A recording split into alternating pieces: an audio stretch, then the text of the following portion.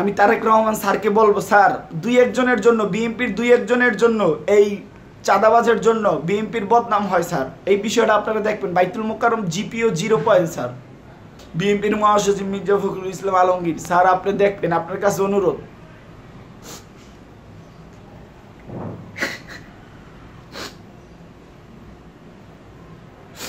আমরা যে কতটা কষ্ট আছি এক আল্লাহ ছাড়া কেউ জানে না।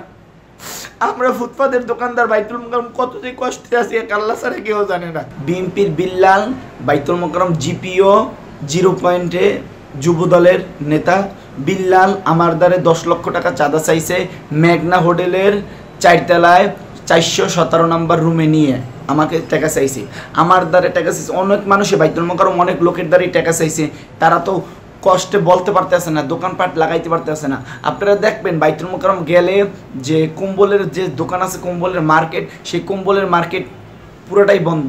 কেন? চাঁদা দিতে হবে। 5 লাখ 10 লাখ 20 লাখ টাকা চাঁদা দিলে একটা দোকান বসাইতে পারবে। কম্বলের দোকান 20 লাখ টাকা একটা দোকানে চাঁদা চায়, 30 লাখ করে চাঁদা চায়, তারপর দোকানে বইতে পারবো। ভাই, এটা হলো আমাদের গরিবের উপর জুলুম। ক্ষমতা আসলে যদি চাঁদা, ক্ষমতার আগেই যদি চাঁদা দেওয়া লাগে, আর ক্ষমতা আসলে আমরা কি করব? আমরা গরিব দুঃখী কি করব? এই বিল্লাল, এই যে ওয়ার্ডের গুলিস্তান জিপিও 0 পয়েন্টে আমি যেখানে দোকানদারি করি, বিএনপির বিল্লাল, এই তার ভাগিনিয়া সহ এই ইনসান, রবু, তারপরে আল আমিন, তারপরে তার যে ভাই আত্মীয় স্বজন ভাগিনারা আছে, তারা মিলে গেলাম আমাকে মারছে টাকার জন্য। আমারে কালকেও মারছে, 2 বার আমারে মারা হয়েছে। কাগজপাতি টাকা পয়সা এটা রাখি। তো আমাকে মারার পরে যে ইনসান, যে বিল্লাল মেয়ার সামনে আমাকে মারছে। এই বেল আমার ছুটাই ফেলানো হয়েছে ব্যাগে। দেখেন, এই বেল আমাকে ছুটানো ফেলানো হয়েছে। মানে ব্যাগের অবস্থাও ভালো না, এই ব্যাগ আমার ছিঁড়ে ফেলাইছে, এমন পরিমাণে আমাকে মার দিয়েছে। তারপরে এক মুরব্বি ছিল, সেই মুরব্বি কলম আমাকে বাঁচাইছে। মুরব্বি খারাপ মানুষ। এখন 2 একজনের জন্য বিএনপির দলটাকে খারাপ মনে করে। 2 একজনের জন্য, 2 একজন চাঁদাবাজের জন্য, 2 একজন চাঁদাবাজি করে, ওই কারণে এখন বিএনপি দল খারাপ। না, বিএনপি দল এই 2 একজনের জন্য, চাঁদাবাজির জন্য খারাপ হইতে পারে না। তারপরে এই দেখেন, আমি জিটি করছি। এই দেখেন, আপনারা দেখলে যে বুঝতে পারবেন। এই দেখেন, এই পুলিশের নাম্বারও আছে বলুন, এখানে বললাম এই পুলিশের নাম্বার আছে জাহাঙ্গীর।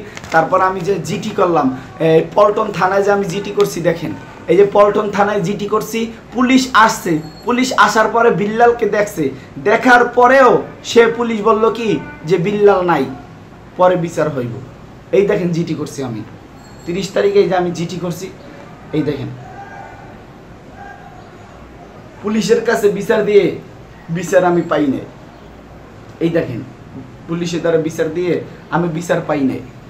এই আমার দেশের জিঠি আমার পুলিশে পুরোপুরি আমার জিঠি নেওয়ার পরে থানায় আমার অ্যাকশন নেয় নাই পুলিশ। তারপর আমি যে সেনাবাহিনী আছে, দেখেন সেনাবাহিনীরা আমার নাম্বার দিয়ে দিয়েছে, কয় তোমার তো বলছে মারার হুমকি দিয়েছে, মেরে ফেলার হুমকি দেওয়া হয়েছে, তুমি এই আমার নাম্বার নাও। এই যে দেখেন দর্শক, এই যে সেনাবাহিনীর নাম্বার দিচ্ছে আমাকে, দেখেন সেনাবাহিনীর নাম্বার দিচ্ছে, এখানে যোগাযোগ করতে বলছে। তাই সেনাবাহিনী আমাকে যে বলছে যে আমি তোমার দোকান বসাইয়ে দিব। পুলিশের কাছে গেলাম, বিচার পাইলাম না। কার কাছে গেলে বিচার পাবো? এই সেনাবাহিনী, তারা আমাদের জান রক্ষা করার জন্য কাজ করে, পাইলাম না। কার কাছে গেলে বিচার পাবো? আমরা গরিব দুঃখী। আমার মতন বাইতুল মোকাররম হাজারো দোকানদার, হাজারো হকার কান্দে, চোখের পানি ফেলায়। 2 একজনের জন্য বিএনপির বদনাম হয়।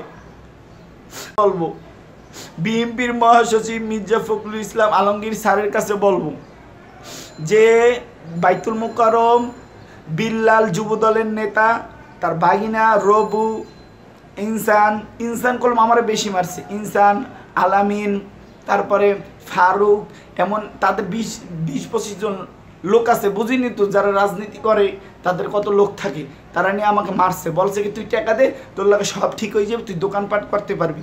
আমার 10 লক্ষ টাকা দিয়ে আমি কেমনে দোকানদারি করবো? আমরা কামাই 2 টাকা, মানে আমি 10 লক্ষ টাকা কেমনে দিব? আমি তারেক রহমান স্যারকে বলবো, স্যার 2 একজনের জন্য বিএনপির 2 একজনের জন্য এই চাঁদাবাজের জন্য বিএনপির বদনাম হয় স্যার। এই বিষয়টা আপনারা দেখবেন। বাইতুল মোকাররম জিপিও 0 পয়েন্ট স্যার।